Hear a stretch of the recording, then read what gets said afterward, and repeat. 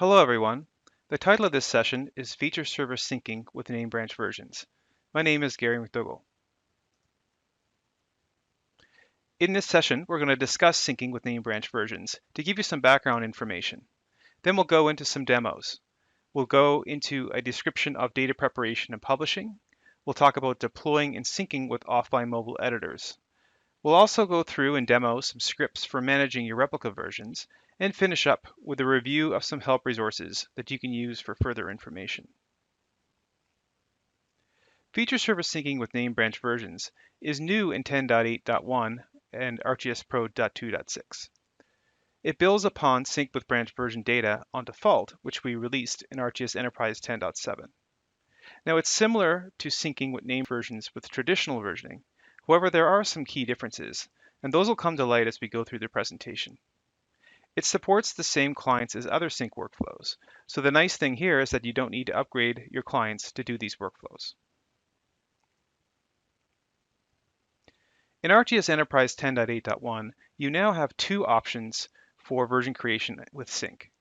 The first is called version creation equals none. That's the same as you currently have starting at 10.7. That's where the default version is used for sync. The new option is the version per downloaded map. What this does is it uses this version every time offline data is synchronized. With version creation equal to none, the sync goes directly against the default branch version. So you can see in the diagram in the slide, you've got a couple of offline editors, and when they sync, they're uploading and downloading edits directly from default. Now, when would you want to use this option? Well, one option is to use it for your mobile editing workflows. However, one requirement is that the default version be public. This is because the mobile editors need to be able to apply edits directly to default to sync their changes. For a lot of customers, that's a non-starter because they like to publish their default as protected.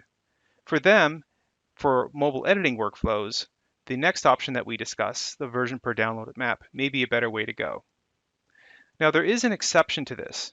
In ArcGIS Enterprise 10.8.1, we added a new privilege called Manage Versions. What that does is it allows users with the privilege to do version management operations, such as reconcile and post other people's versions, delete versions, and so forth. And one of the things it allows is you to sync to protected default. So imagine this scenario. You've got some regular field editors. Maybe they're going to use the version per download map option, which we'll discuss next. But then you also have some supervisors in the field. When there's an emergency situation, they may need to get edits directly into default. For them, they can take data offline and sync directly to default since they have this manage versions privilege. Another workflow where you want to use version creation equals none is when you're working with read-only clients. That's because the download of the edits, whether it be version creation equals none or version creation equals version per downloaded map, both come off of the default version. So there's no advantage of going with the other option. So the second option is version per downloaded map. And that is ideal for working with mobile editing workflows. The way it works is that a branch version is created as each mobile editor takes data offline. And this allows you to keep default as protected. During the synchronization, edits are uploaded and applied to the branch version, not default. That way, default can remain as protected. Edits, though, that are downloaded to the mobile clients come off of the default version. And we'll discuss what that means as we go further through the presentation. Now, the advantage of this operation is that the edits are uploaded to a branch version and therefore can be reviewed prior to posting to default and making available to everyone else in the organization that can see default. One thing to note is that this option requires replica tracking. Replica tracking is a new enhancement on top of the archive within branch versions. And what it does is it keeps track of which replicas have done which edits, and it's needed for the workflows that we're about to describe. If you used version creation equals to none, you do not need to enable replica tracking on your data. Now let's get into some data flow patterns, and these are important to understand how things work with the version per downloaded map option. So the first thing we're going to discuss is the requirement to reconcile before sync in order to download edits. So to start, we have a mobile editor, and they've taken data offline, and you can see a version, RV2, has been created for them. Now, the mobile editor makes edit 12 prime in the field, and someone back in the office makes edit 11 prime on default. On the next step, the mobile editor calls sync. What that's going to do is it's going to upload 12 prime to the replica version, but it's not going to download 11 prime. That's because we didn't reconcile prior to sync. Now let's see what happens on reconcile. On reconcile, edit 11 prime becomes visible to version RV2 and is now available for download on the next sync. As we stated before, edits are always downloaded from default, and 11 prime is part of default. Notice here I did a reconcile, but I did not post. I didn't post because edit 12 prime is still under review and not ready to be posted to default. However, this does not prevent me from reconciling.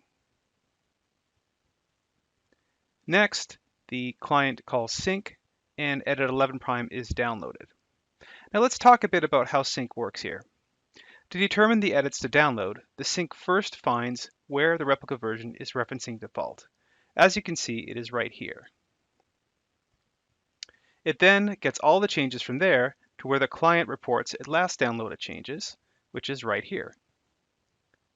It is these changes that are used for the download. Okay, let's go to the second data flow, and that's the requirement to post in order to share edits. In this case, we'll continue where we left off in the last data flow. So edit 12 prime is in my replica version, and an editor in the office makes a further edited 12 prime because there's some change that needs to be adjusted there, and they make edit 12 double prime. Now, if the client were to sync at this point, 12 double prime would not be downloaded to the client. That's because we didn't reconcile before we synced. But even if we did do a reconcile, 12 double prime still wouldn't be downloaded because it's not yet been posted to default. So in the next step, the editor in the office reconciles and posts this time 12 double prime to default. And as you can see now, 12 double prime is available on default. So then on the next sync, 12 double prime is downloaded to the client. Okay, now let's get into some demos. The first demo we're going to show is version per downloaded map. So I'm going to go into my application on one of my machines, and you'll see I'm connected to some hydrant inspection data. On the right, you'll see I have an enterprise geodatabase connection. And if I go to the connection properties, you'll see it's set up as a branch version connection. So this is branch version data, and I dropped it into a pro map, set the symbology, and now I'm ready to publish it as a feature service. Now something else to note, I've added a validation rule onto this data. And to do that, I went to my design, picked attribute rules, and then created a rule of type validation. And basically it just checks to make sure that my operable field is not set to null. I want it to be either true or false, and I don't want a client accidentally setting it to null in the field. It's a very simple example of a rule. You can add lots of other types of rules to check your data, but we'll see how that comes into play later on in the demos. So that's also why I have these validation layers in my map, because I want to publish with that validation rule and validation service running. Okay, so now I'm ready to publish. So I'm going to pick share. I'm also connected to my portal as the admin and my GM10 portal. So I'm going to publish to it. So I'm going to click the sharing as web layer option. And I'm going to set a summary and tags. It could be anything. I'm going to make it a feature service. Then I'm going to come to configuration, and I want to turn on version management and validation because I want to do validation, and I also want to be able to access the branch versions over the web through my feature service. Now, in addition, it's required that I publish it as dedicated, so I'll pick that option. Whenever you enable version management and validation, you need to have it dedicated. Now I'll go to my feature service, and I'm going to enable sync. When I enable sync, you'll see there's a new section down here in Pro 2.6. This is where you pick the version creation option.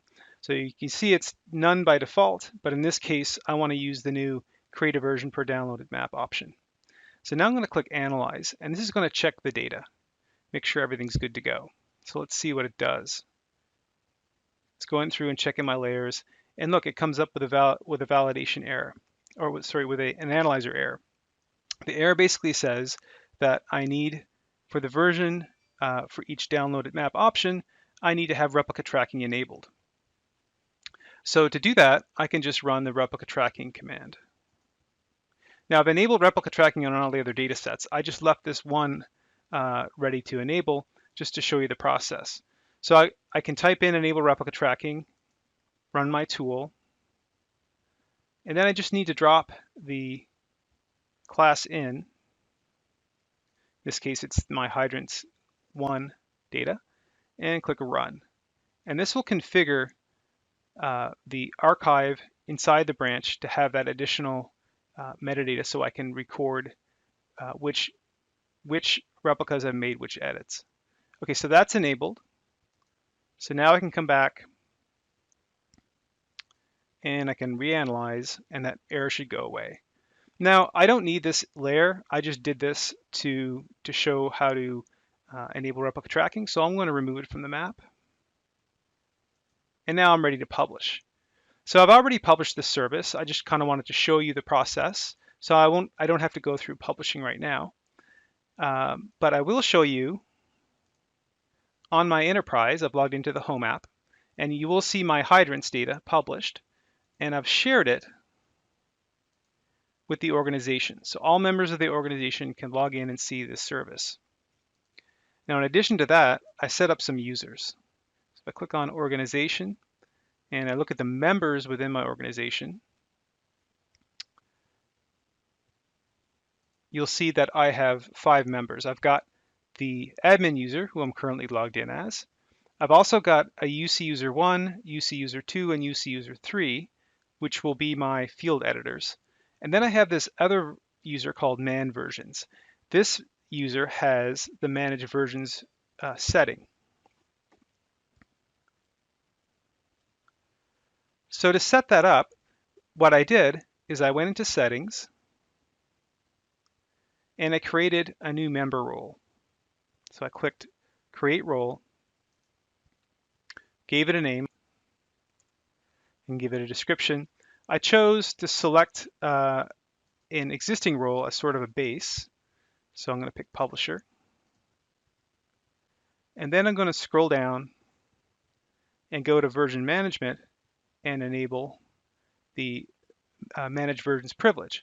Click save, then come back to my members and assign them the role, which I've already created before. Okay, so now that we have all that in place, let's go and take some data offline and show that workflow. So I'm going to log out as admin, and I'm going to log back in as my man versions user.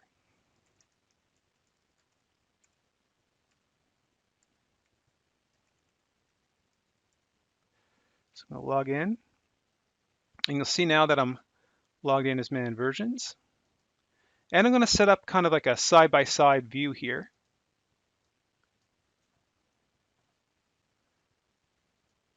Bear with me for a minute.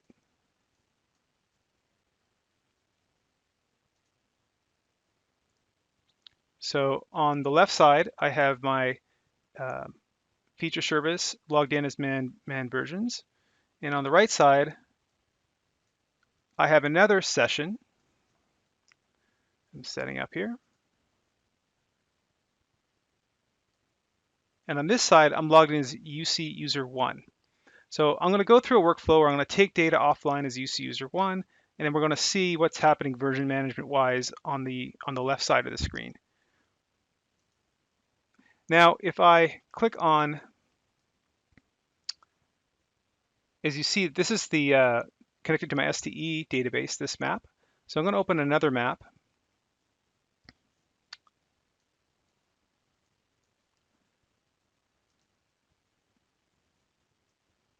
Let me just open another map here.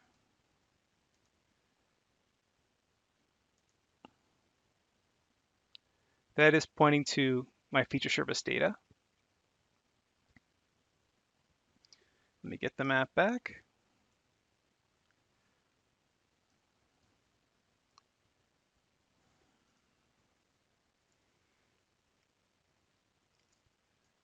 Okay, so this is my feature service data. It's just taking a second to draw. And if I click on the database icon, click on my feature service, and then I go to my versions, you'll see that I've got a couple of additional versions. These were created by my UC User 2 and UC User 3 users. I've already taken data offline and actually synced edits for those two. And now in this workflow, I'm going to do the same for UC User 1. Now you can tell by the naming convention that these are replica versions because our naming convention includes the username, the service, and a unique identifier. Okay, so right now I'm logged in as my man versions user. I'm connected to default. And we're going to zoom right in and focus on this Naperville Country Club area for the demos. Okay, so I'm going to start on this side where I'm logged in as user 1. In my map, I've got my feature service. Right click on this guy, you can see I'm connected to the feature service. And I'm ready to take the data offline. So I'm going to click offline download map. And so what this is going to do is it's going to create a copy locally onto this machine. Now in this presentation, I happen to be using Pro as the client, but I could just as easily use Collector or some other custom application that works with offline data. So this is now downloading. And as that's running, we can take a look on this side as the man versions user to take a look at the versions that are getting created. So you see there's a version already created for UC User 1 that's going to be associated with that user's replica. So that's already done on the server side. It's just downloading to the client, switching the map references. Okay, so if we look here, we're now connected to a geodatabase. We're not connected to the feature service anymore. Of course, if I zoom out a little bit, you'll see that it's just taken this subset offline. And now I'm ready to make some edits. So what I'm going to do is I'm going to make a very simple edit because I want to be able to make it easy for you to follow the data flow. And I'm just going to change this hydrant from being assigned to completed. And that'll change it to being red. And then I'll just save that edit. And now I'm going to synchronize. So I'm going to go to my map. I'm going to pick sync. So what this is going to do is it's going to upload that edit and apply it to the replica version on the server. So as the synchronization is happening, we can monitor what's going on the server side. If I hit refresh here, you'll see that the data hasn't changed. And that's good because I'm looking at the default version. Okay, that synchronization is complete. Let me refresh again. And again, you don't see any edits coming in. That's good because I'm looking at the default version. All right, so next what I'm going to do is I'm going to make an edit in default. So I'm going to go to edit. I'm going to select a feature.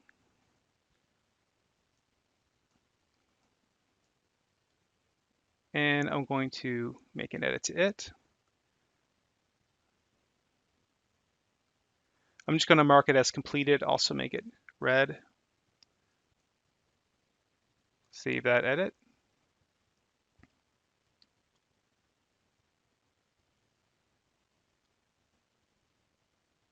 Okay, so now you see, I have this edit in default, and I have this other edit that I made that I uploaded to the replica version. So if I want to download this edit from default, I need to, of course, reconcile before the next sync, like we talked about before. So let's do that. Let me change versions. I'm going to change to the UC User 1's version. And you'll see the edit that was just uploaded here.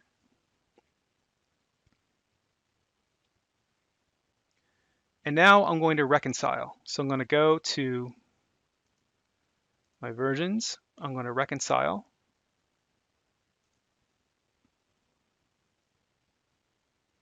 And that'll complete. And then once it's reconciled, you'll see that edit from default show up here. And that tells me that it's available for download. It's accessible. So there it is.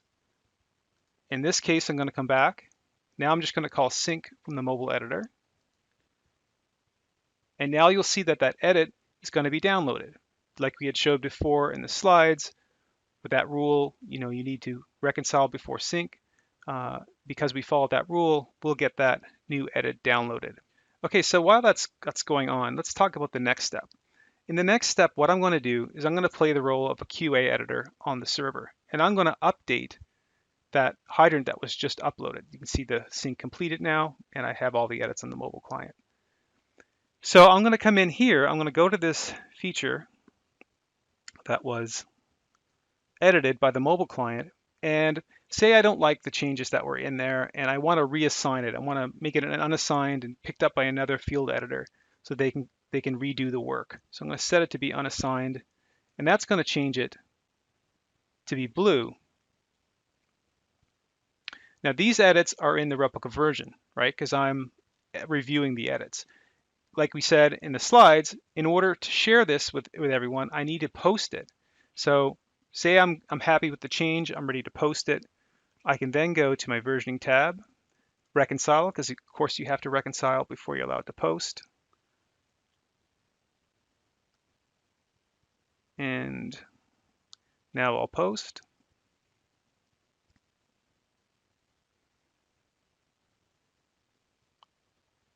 And the changes are now posted. So now I can come back here and call sync. Now prior to that post, if I had called sync, that blue hydrant would not have been downloaded. I would have not gotten any changes down. But because I posted, it's now going to show up. Okay, that's completed now, and we see that blue hydrant now showing up. So with that, we've finished our first demo. Now let's go on to the next. Okay, for our next demo, we're going to go and talk about scripting. So we have a script that we're going to go through and show how we can automate some of these processes, because these are ideal processes to automate. Okay, so in the last demo, I showed how there already are a couple of versions that were pre-created on the system from other replica users. So if we go back here under our man versions user, we go and we switch versions, you'll see that if I switch to the user 2 version, you'll see that one of the hydrants has been changed to red. If I switch to version 3,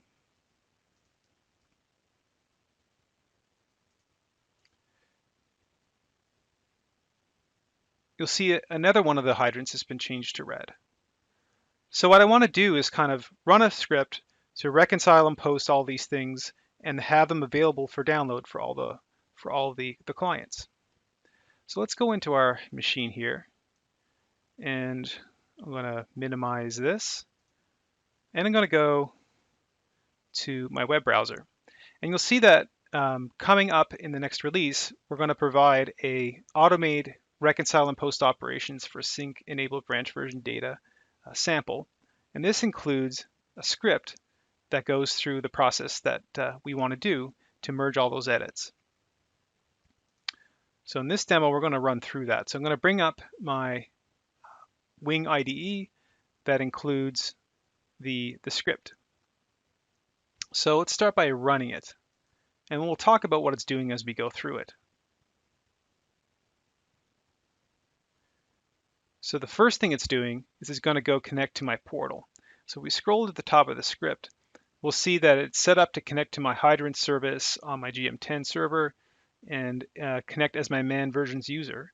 And also it sets up some logging. So as it goes through these processes, it logs information that you can then later check out. So the first thing it does is sign in. So let's go through that step. Okay, the next thing it does is it queries the replica resource to find out all the replica versions that that are available that are associated with active replicas. And this is new in 10.8.1.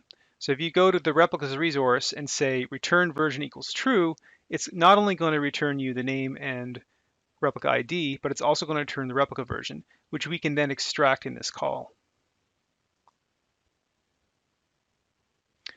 Next, it's going to go through and it's going to get the full replica information for each of those replica versions that we got in the previous step and see if these versions need to be evaluated. Now, before I had showed you that there are validation rules on the data, this is where this kicks in. So what we're going to do here is we're going to kick off those validation rules. And if they pass, then we know that it's okay to post the contents of the version. But if they don't pass, then we're not going to post them, and we're going to put them in the report as something to be evaluated later. Now, the first thing we need to do is to figure out, well, should we evaluate the contents of the versions? So if the evaluation date is, if the modified date is none, that means that no one's made any edits to that version, so we can just skip that one. And then the next thing we check is to see, well, when was the last time it was validated? If it's been edited since it's last been validated, well, then we do want to definitely include it. So that's what happens in that block of code. So I'll just run through that. Now, all of the versions, the 3 replica versions that we have, are going to be on the list because all of them have been edited since the last validation. Okay, so next we go into a loop.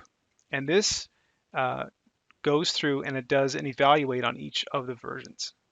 So I'm going to put a block here. And I'm going to run through the first one. And you'll see that it does an evaluate. And it calls into the validation server and does an evaluate. And then we check the result.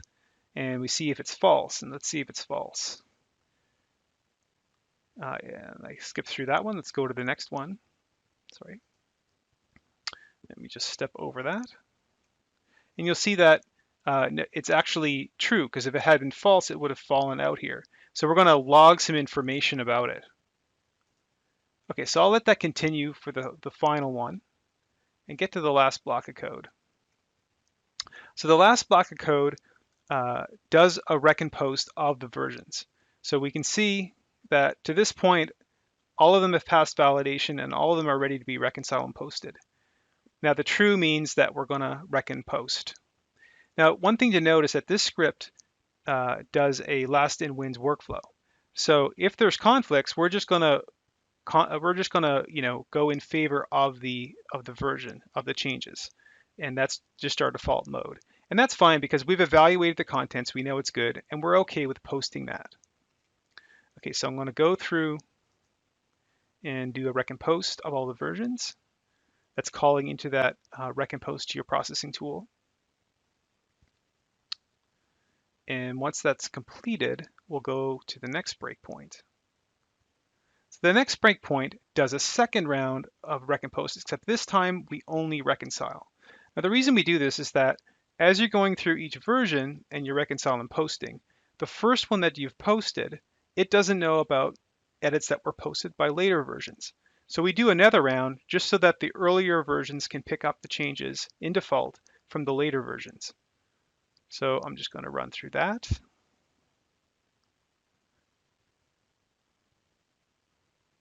And with that, I'm complete. So I'll just run through the end and my script is done. So let's come back here and let's go into the live version of our data. Here I'm again connected as my man versions user. I'm looking at my feature service. And if I now refresh the version, I'm currently connected to user 3's version, you'll see that all the edits are now visible to this version. So when user 3's offline user syncs, they're going to get all of these edits. And that same goes for the other users as well. So let's go back to our user 1 and let's sync. So this will now pull down the edits to these 2 hydrants because those were pulled in from the script to default and made available for us to download. All right, so there's the edits. So you can see how you can set up a script like that to run regularly. And then what it does is it really cuts down on the need for you to manually inspect these versions and rec and post them. And you can see here's some of the scripting logs that script created. And it kind of goes through things like, has logs about the reconcile and post. There's also evaluation logs, um, and lots of other information in here. And had any of these failed validation, it would also list those as well. Okay, so let's go back to the slides one last time, and I'll show some help resource references. So if you go to this help link, and I have a QR code for it, you'll see some modified and new topics. So on the right, you'll see there's a work with offline maps and branch version data. That basically goes through much of what we showed in this session. So if you want to go and get further information, further details, that's a great place to go. We've also updated the prepare data for offline use topic to include syncing with name branch versions, discussing this new version per downloaded map option. Now, one thing to keep in mind, these are new in 10.8.1. So until the online help updates with the 10.8.1 help, you're not going to see these topics. Anyway, thanks everyone for listening, and goodbye.